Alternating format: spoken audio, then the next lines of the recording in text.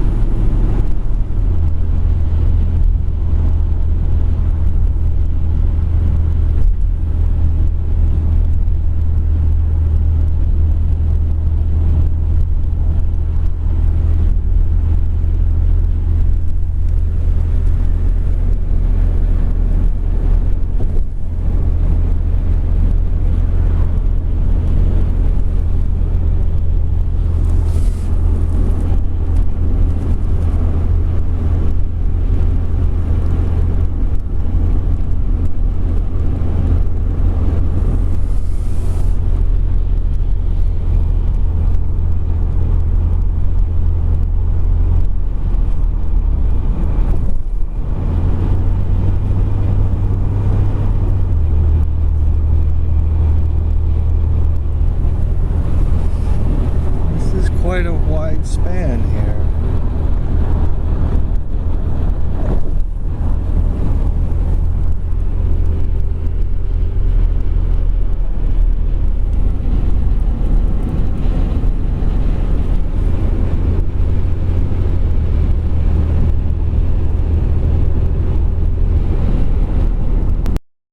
Alright, we're just doing what the GPS is telling us to do. 15 more miles, and it has begun to precipitate out, which I don't like. We'll deal with it. Okay, we are loaded up here. This is an XL100. It's a beast, and it is a solid state set, but it is one of the first XL100s. But now someone's called. They have a record player they're moving, and we have to go fetch. So we're gonna have quite a collection when we get done today. The only thing missing on this is the UHF knob. Okay, we're about 2 miles out from the Taconic Parkway, so we can get off these what's known as these cow roads that zigzag and go up and down, and we can get onto a major interstate. Towards home to our next adventure. This is east, heading east on Route 19.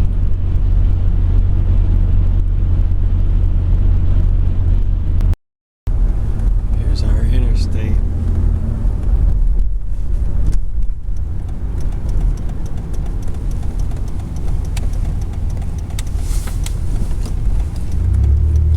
That TV smells of heavy perfume. I swear I can smell it up here. Oh God, does it reek of perfume. The woman said it was her grandmother's set, and it doesn't work. Well, that's no surprise there.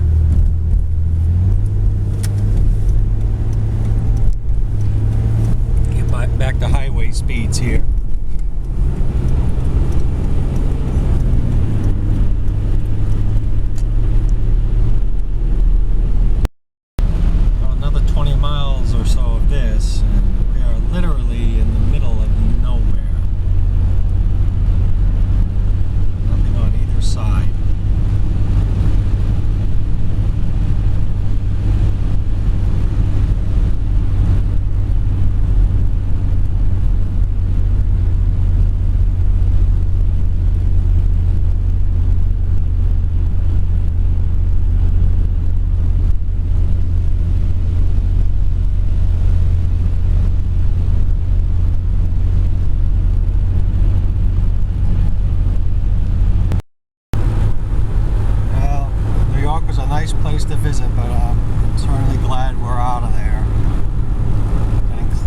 home turf.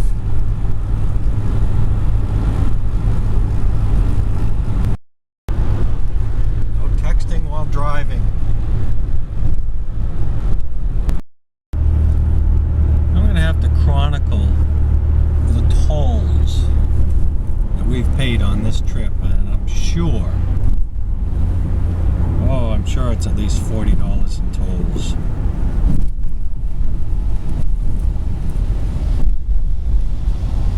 We've traveled so far. I set the mileage when we left. We've gone 780 miles thus far.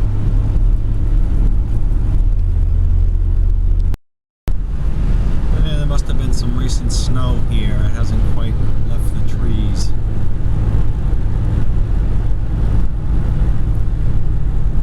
Another thing I noticed while I was driving, our tube here,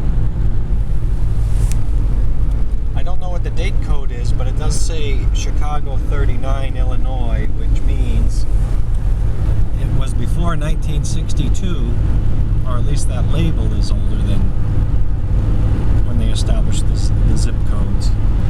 So I don't know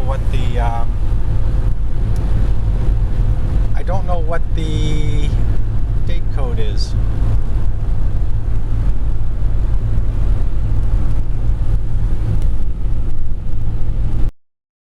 I was just looking back here. This is the 45-mile-an-hour zone where I was being shot at by radar in between these barrels here. I believe this is where the gentleman with the radar gun was standing.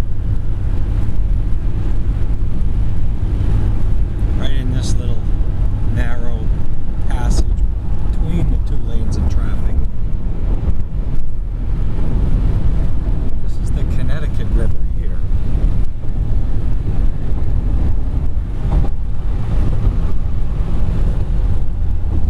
I was coming down a hill, so I'm gonna say he was somewhere in this general area. Nearing the end of our journey here, this GPS is taking us up this Route 21, and then we'll turn onto State Street and follow that to our destination to pick up the record player, which is only about 20 miles from our home base, so not too far out. This will be winding down this trip very shortly. We should be home before dark. I was able to fuel up at that station off the interstate, and we have a card for 10 cents off a gallon, so we paid $2.45 for a gallon of gas. So we're up pretty good. No more $2.70 and $2.90 and those New York prices. Alright, let's see if we can't finish up this video series quickly. Here's our predictor with the bad CRT. Here's our replacement that we bought. 17 DKP4 in a GE box. In a GE box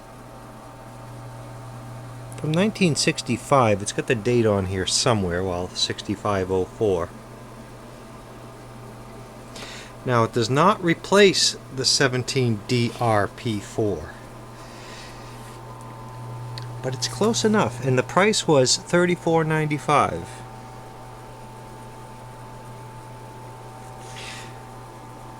I don't know why it has an RCA tube in it. I did some research. This is the set.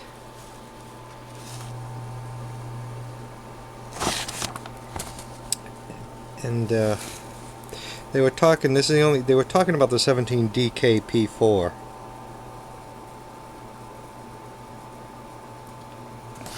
They don't say much about it. Just its dimensions and whatnot. Yeah, the length and the neck length. That's the back of what the set that this tube is for came from. We're going to try to use it in our predictor because we don't have much choice. And it's really not listed. It's listed here, but not as a replacement for the 17 DRP4. So we'll have to look into that, but we'll have to make that a go.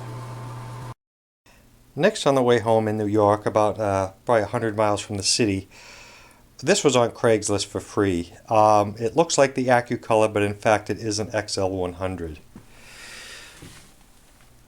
It's missing the colors here. I don't think that fell off. Those have been missing for some time. The UHF knob is missing, she pointed out. I don't recall if this was gone or not. I wasn't paying attention. The door here is in not the best shape. The sliders are quite used here. There's something missing here. There was a panel here or something. We'll take a look inside this beast. We wanted it for the CRT, so we're going to test the CRT. And this thing is huge. It's the model GR848S. GR848S. We'll get a look inside. For this set, I'm going to try and use the B&K 467. So let's have a look inside the 1970. I'm going to say 75. This looks very similar to the 19-inch portable version we had. We had these damn things here. They were always changing. These choppers or whatever. Oh, and look at this. Isn't this just lovely?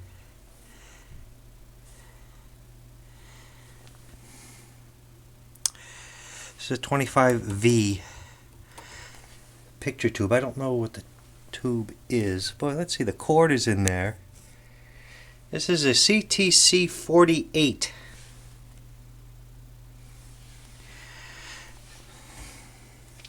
What the heck is missing here? The tube says it's a 25 VA BP or a VA MP. I don't see any critters in here. Okay. 1973. So it's the same year as that the tube chassis. But what is this, the flyback here? Is there a tripler? What's missing here? Here's our anode. Here. This chassis tilts down. I just vaguely remember this chassis. Oh, here we are. Here we go, right here. So that's no... okay. Well, once we know where that goes, maybe that's all that's wrong with it. Give you a look around the chassis a little. Let me get some focus. I'll give you a... okay, looks like we have a few spare screws, as every serviceman would leave behind.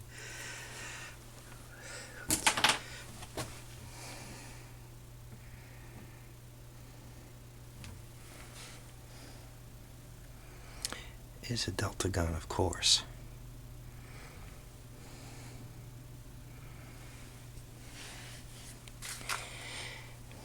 Everything is pretty much intact. Here's the clip for the power cord. Suppose we could plug it in and see what it does, but I may save that for later.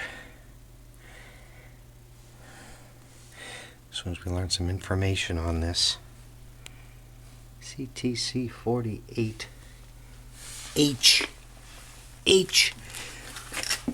Oh man. HZ? H2. Okay. I don't know if those are 6x9s or what those are, but... okay, we'll test this CRT. Okay, our tube is lit. I've been at 6.3 for just a couple minutes here. I am having trouble setting cutoff though.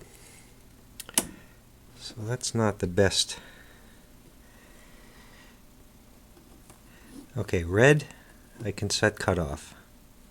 I couldn't a minute ago. Green, not doing too much. Blue, you can almost set cutoff. So green is the guy that's going to be the problem. Maybe. Well, we'll have no problem. So let's go to test.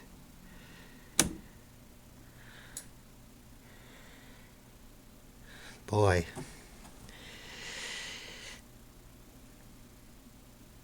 So much for having a good spare. If I wanted to, I'm sure I have one with the metal ears I could fit in this, but I don't see the point.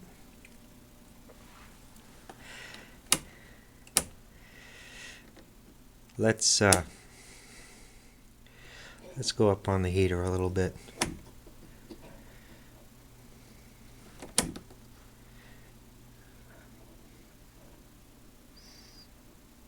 Yeah, I'll go up to about the 8 volts on the heater for a few moments. Now the cutoff comes. Maybe the tube will wake up. Set cutoff. Set cutoff. Set cutoff. Test. Okay, now we have some life. It's coming to life.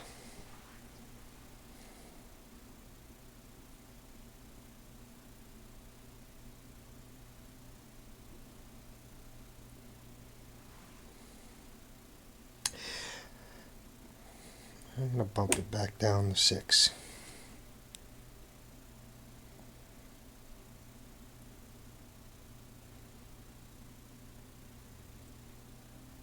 Now we'll let this cook a few minutes at 6.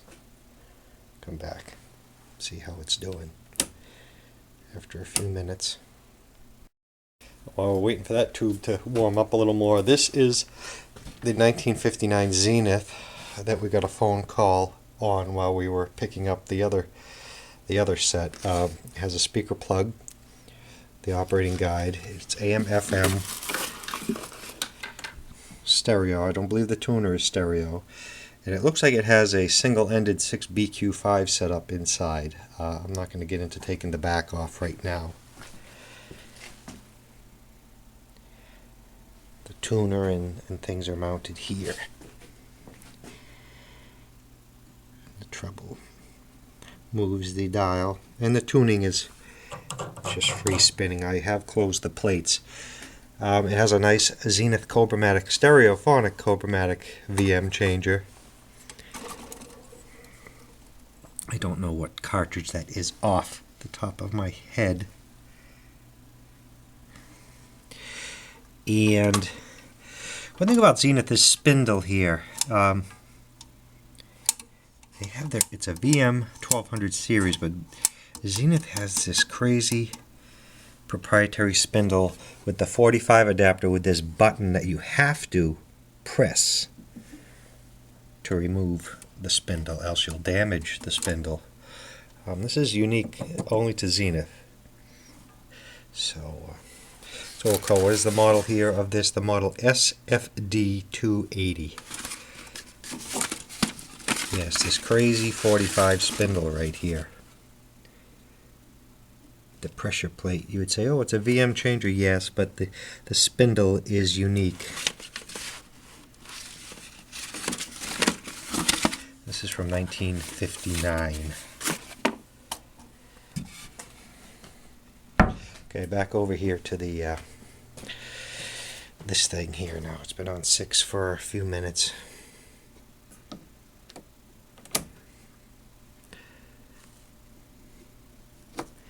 I can set cutoff on the red now. I can set cutoff on the green.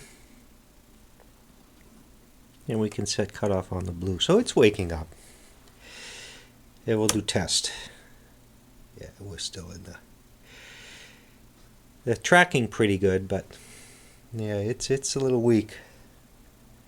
Another YouTuber says if you do give these a clean, they do come up pretty good. But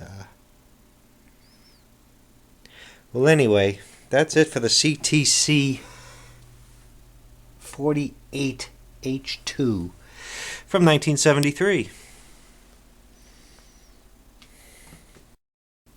Okay, one last thing on this RCA. I wanted to plug it in and try it. For the life of me, I can't figure out how to turn it on. Well, more on this later, but I'll bet that is a pad. Those two contacts there are to complete the circuit and turn this thing on.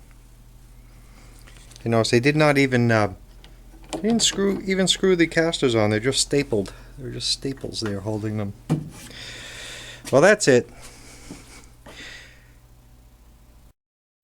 And there you shall remain.